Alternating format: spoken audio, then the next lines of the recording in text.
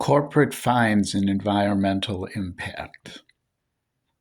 That's something to consider. Well, this is the whole story.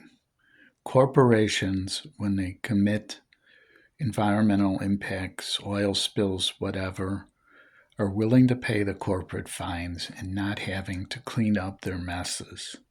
It's pretty simple. Um, if it would cost them $20 million to clean up the mess, and the corporate fine is going to be 10 million or 5 million, it's just simple accounting. It's like, forget about the environment and what it's going to do. It's costing us 50%, 25% of what it would to fix the problem from what we did.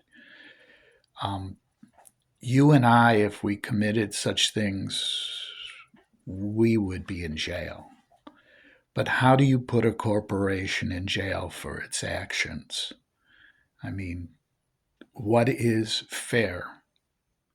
The truth of the matter is that corporations have become monsters.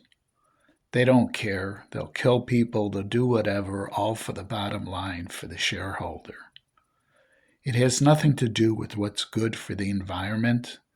It's only what's good for its stockholders. That's its only loyalty. The funny thing is that after Citizens United, corporations are considered to be people. So why aren't they treated like people? If a corporation creates a spill and destroys the environment, don't fine them. Jail all the CEOs.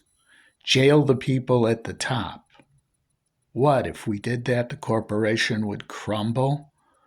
Well, maybe they'd be more careful about things. Maybe they wouldn't dump toxic waste and just pay the fine. Maybe they'd actually care about the environment. And here's another thing. Why are the fines a fraction of the cost of the cleanup?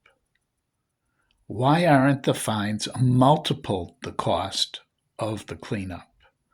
In other words, a corporation creates an environmental thing and skates on it, doesn't do anything to fix it.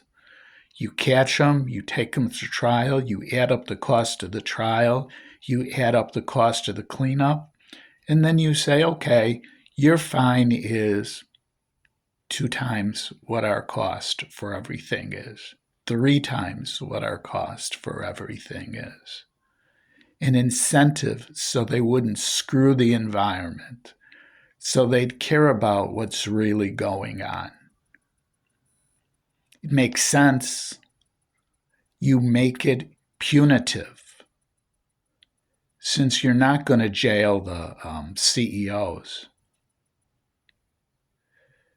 we're in a time right now where, after Luigi's action, everyone is screaming about healthcare and corporations and everything. Well, maybe critical mass has come. Maybe people are fed up, not going to stand for it anymore. I do not advocate for violence, burning places down, shooting CEOs. I know that they're scared now. They're terrified, and rightfully so. People are just beginning to wake up. The left may not be fighting with the right anymore, the right fighting with the left. Maybe they'll really see who the real enemy is. Know who your enemy is. Call out your enemy. See what's going on. Open your eyes. Maybe in 2025, people will see the truth. Will no longer believe a huckster who promises one thing during an election and then says, oh, it's hard, I can't do that. Maybe we'll see that sometimes people are more important than profits or companies. If a corporation is doing better than breaking even and making a profit and everyone is getting paid, then it's a success. It doesn't have to make billions of dollars. If it makes a couple million, that's good too. Greed is evil. It's one of the deadly sins that's listed in the Bible. Oh well.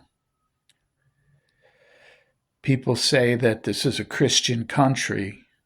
Maybe we need to read the Bible and see that greed is a sin, and those who commit greed are evil and get what's coming to them.